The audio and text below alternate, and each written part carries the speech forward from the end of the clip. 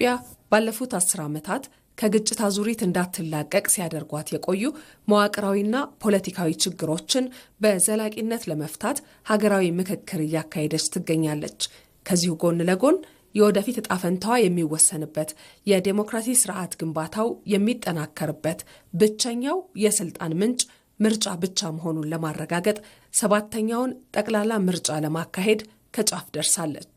ጥያቄው ግን በአንድ ሀገር ውስጥ በተመሳሳይ ዓመት ለስልጣን የሚደረግ ምርጫና ለእርቅ የሚደረግ ሀገራዊ ምክክር ጎን ለጎን ሊካሄዱ ይችላሉ ወይ ነው። ምክክሩ ወይስ ምርጫው የትኛው ይቅደም የሚለው ጉዳይ አከራካሪ ሊሆን ቢችልም እንደ ኢትዮጵያ ባሉ ሀገራት ግን ሁለቱን ጎን ለጎን ማስኬድ አስፈላጊ ስለመሆኑ በአዲስ አበባ ዩኒቨርሲቲ የፖለቲካ ሳይንስ መምህር የሆኑት የኢዮብ ዘውዴ ያነሳሉ።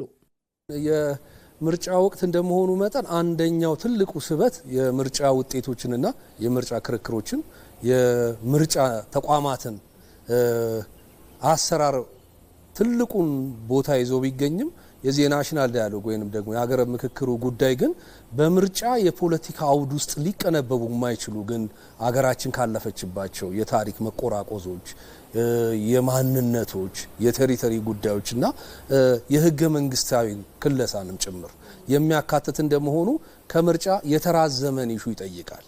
ስለዚህ የአንደኛው መኖር በመሰረታዊነት ደረጃ ሊገነባባና ሁለቱም የዲሞክራሲያዊ ግንባታ ሂደቶች ተደርገው መታየት አለባቸው። የሀገራችን የትናንትና ወይም ከትናንትና ወዲያ ምናልባትም ወደፊትም ጭምር ያሉትን ጉዳዮች ሳይቋጭ ወደ ምርጫ መግባታችን ምንም መፍትሄ አይኖረውም የምርጫ ጉዳይ ላይ የሚለው ግን ሁለቱ የተለያዩ እንደሆኑ ከማየት ካለማስተዋል የመጣ ጭምር አድርጌ ነው ማለት። በምርጫ ሂደት ምላሽ የማያገኙ ለረጅም ጊዜ የዘለቁ ችግሮቻችንን ለመፍታት የጀመርነው የምክክር ሂደት በአጭር ጊዜ የሚጠናቀቅ አይደለም የሚሉት የፖለቲካ ሳይንስ መምህሩ ምርጫውን እያካሄድን የምክክር ሂደቱን መቀጠል ጥያቄ ውስጥ የማይገባና ለሀገር ዴሞክራሲያዊ ስርዓት ግንባታ ወሳኝ ነው ይላሉ። ስርዓትና መንግስቶችን እንቀይራለን፣ አዲስ መንግስት ስታብሊሽድ ይሆናል። ይሄም ሊሆን የሚገባው በምርጫ ነው። ግን ደግሞ ኢትዮጵያን የገጠሟትን የዲሞክራሲ ሳንካዎች በዚሁ ሂደት ውስጥ ባለሰለሰ ጥረት መፍትሄ ለመስጠትና መፍትሄ ላይ ለመድረስ የሚደረገው ሂደት ነው ወሳኙ ብዬ አስባለሁ። መንግስት መሰረትም ማለት ክሮኒክ ከሆኑብን የታሪክ የኢኮኖሚና የማህበረሰብና የመንግስት ግንኙነቶች ውስጥ ተረጋግጦ ሰላም መጥቷል ማለት አይደለም። የምርጫ ጉዳይ ወይም ደግሞ የኤሌክቶራል ፖለቲክስ ጉዳይ ከዲሞክራታይዜሽን ውጤቶችና ፕሮሰሶች ውስጥ አንደኛው ብቻ ነው። ከዛ ውጪ በቃ ምርጫው አለቀ፣ የሆነ ቡድን አሸነፈ፣ ጉዳዮቻችንን በሙሉ እንደለመድ ነው ለዛ አካል ሰጠን እንቅልፍ ምንተኛበት ሁኔታ ካለ እርግጥም የዲሞክራሲ ግንባታው አካል አይደለም።